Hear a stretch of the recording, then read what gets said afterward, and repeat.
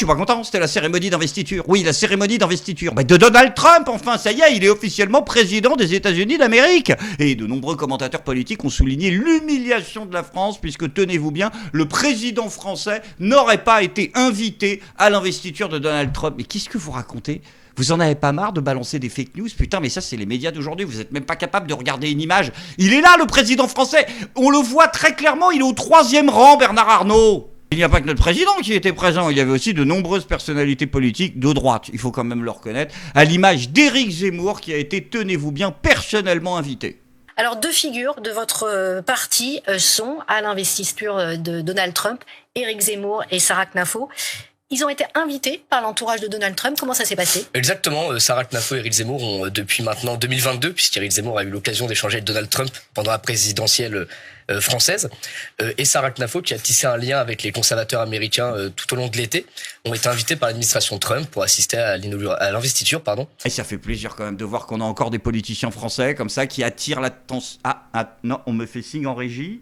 Il ne faut pas se laisser avoir par les affabulations de certains politiques français qui s'affirment, qui se prétendent invités par Donald Trump. À ma connaissance, aucun politique français n'a été effectivement invité par Donald Trump. Donc ce sont des gens qui vont à Washington, qui vont prendre des photos, qui vont chercher à se mettre en scène.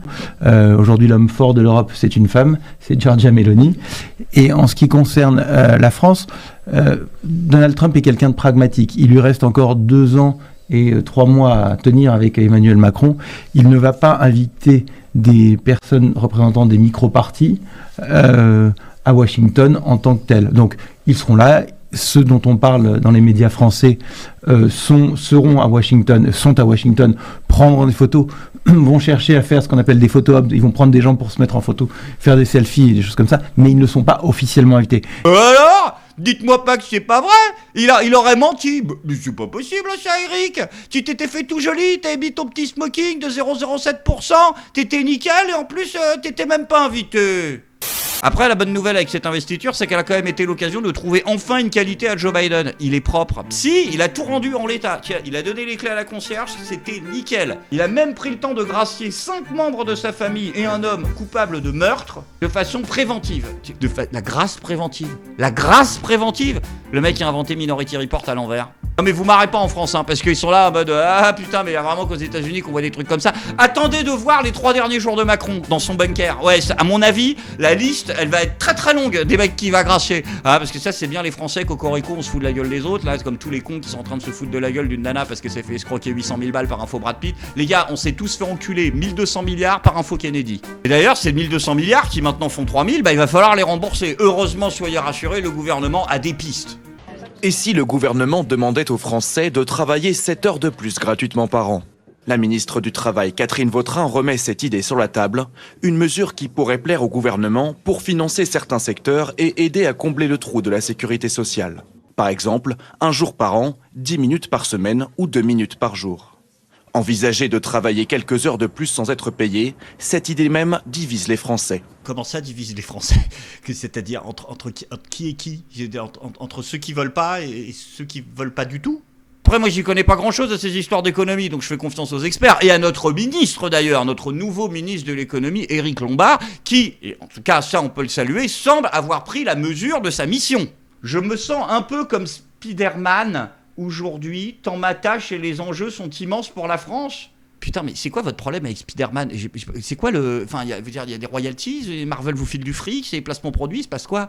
C'est quoi le rapport ? En plus, c'est ministre de l'économie. Spider-Man, un cassos qui a pas un rond et qui dépend en permanence d'un milliardaire pour ses gadgets. Ah, si, en fait, ça colle. Du coup, faut comprendre quoi ? La BCE, c'est Tony Stark, Macron, c'est le bouffon vert. Non, en vrai, ça colle vraiment, vraiment. Enfin, je vais arrêter quand même la métaphore ici, hein, avant que Bruno Retailleau et Gérald Darmanin nous fassent des cosplays Starsky et Hutch, ou que l'autre con réalise qu'il s'est planté et qu'en vrai il voulait dire Venom. Après, ce serait pas une mauvaise idée que le gouvernement fasse comme Spider-Man. Bah, je veux dire, c'est comme les Spider-Man, les gouvernements français. On a eu le premier, on a eu le deuxième, on a eu le troisième, et à un moment, faut faire un reboot. Après, ne me faites pas dire ce que j'ai pas dit, hein. Je ne juge pas de la compétence d'Éric Lombard. De toute façon, qu'il soit compétent ou non, c'est pas la question, c'est parce qu'on lui demande. Donc, hein, ah bah vous avez pas écouté Elisabeth Borne ?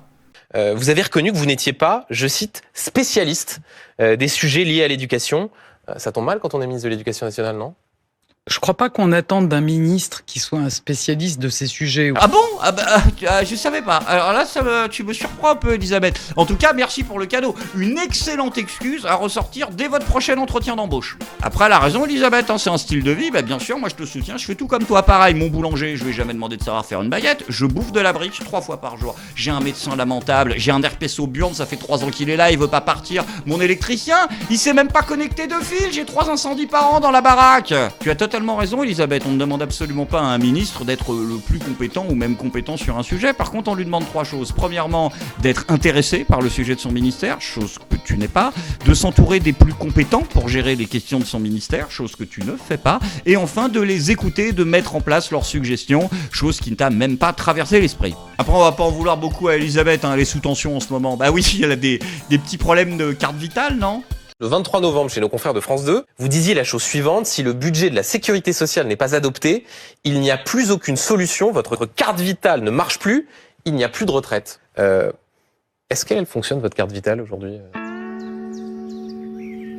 Quelle démagogie, hein. Non seulement vous l'emmerdez pour des histoires d'économie, vous l'emmerdez maintenant pour des histoires de carte vitale, mais là aussi c'est pas son sujet, la santé. D'ailleurs, heureusement, le gouvernement est là pour avoir des super bonnes initiatives. Ils ont décidé de passer la seconde dans la lutte contre les stupéfiants, et ça on ne peut que le saluer, hein. Ils vont lancer des nouveaux clips là pour la prévention contre le cannabis. Ils ont lancé des clips de prévention contre la cocaïne, qui sont très bien faits d'ailleurs.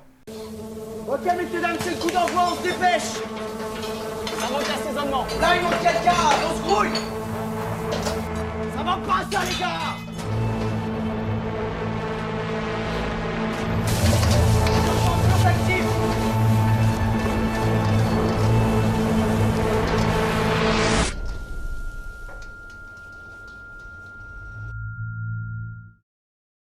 Bravo, tu vois, là, le gouvernement, ils ont réussi à faire un truc utile. C'est pas souvent que ça leur arrive, mais là, je salue. Je suis désolé pour ceux que ça a emmerdé, mais moi, je préférais laisser le clip pour faire un petit peu de pédagogie. Une fois n'est pas coutume, voilà. Ne prenez pas de coke, c'est de la merde, ça vous fait faire n'importe quoi. On fait que des conneries quand on prend de la coke. On devient irritable, on est agressif, on n'écoute plus personne, on dissout l'Assemblée. J'ai hâte de voir les résultats que vous allez faire aux prochaines élections. À mon avis, vous allez vous prendre une belle branlée, tu vois. Non, je parle même pas des présidentielles, je parle des prochaines, là. Bah, à Villeneuve-Saint-Georges, il y a des élections anticipées, là. Hein, donc d'ailleurs, ils ont envoyé qui ? C'est qui le candidat de la majorité, là ? Comment ça, de causant ? Non, c'est pas vrai. Elle est de retour, l'escroc de Photoshop, là, avec son parti qui fait semblant d'être ELV, mais en fait, c'est pas ELV. Non, mais attends, c'est pas possible. Les gens ont vu que c'était une arnaque. Comment ça, maintenant, il y a des vidéos ? Bonjour, je me présente. Je suis Juliette de Causan, présidente d'Europe Égalité Écologie. Je vous annonce que pour les élections municipales de Villeneuve-Saint-Georges, Europe Égalité Écologie soutient Éric Colson ainsi que sa liste. Il s'agit d'une liste ayant un programme complet en faveur des habitants de Villeneuve-Saint-Georges. N'hésitez pas à le découvrir sur ericcolson94.fr. On vient de voir quoi exactement ? C'était quoi ça ? Non mais attendez, c'est quoi le délire ? Rassurez-moi, c'est une IA ? Non mais je vous demande, je sais pas, parce que la majorité c'est tellement devenu des robots émotionnellement défectueux que si tu veux ça peut être une vraie personne, hein, au point ils en sont rendus. Faites gaffe, elle va peut-être nous demander 830 000 balles. Sans transition les amis, c'est maintenant le moment de la bonne nouvelle du jour. On l'a dit à l'instant, les temps à venir s'annoncent électoralement compliqués pour la majorité, mais heureusement, soyez rassurés, de nouveaux visages, c'est nouveaux visages parce qu'il y a les cheveux qui repoussent, font leur apparition dans la vie politique française à l'image d'Édouard Philippe, de retour d'entre les morts, ou plutôt exactement d'entre les chauves, comme il l'a confié aux Parisiens. Et à cette occasion, notre ancien Premier ministre a un message clair pour les Français. Édouard Philippe juge que les Français ont une part de responsabilité dans l'indétermination actuelle. Attends, il se passe quoi là ? Non, mais je suis d'accord avec Édouard Philippe là. Je suis d'accord avec Édouard. Non, la truffe. Non, ça, putain. Non mais c'est vrai, il a raison. On a une énorme responsabilité dans l'instabilité actuelle. Bah, on est responsable de pas être allé le chercher par la peau des couilles pour le jeter en prison. Ça c'est sûr, oui, putain. Donc ça va être ça ta ligne politique pour les prochaines présidentielles. Mes cheveux, votre faute. Bonne chance. Je suis pas content.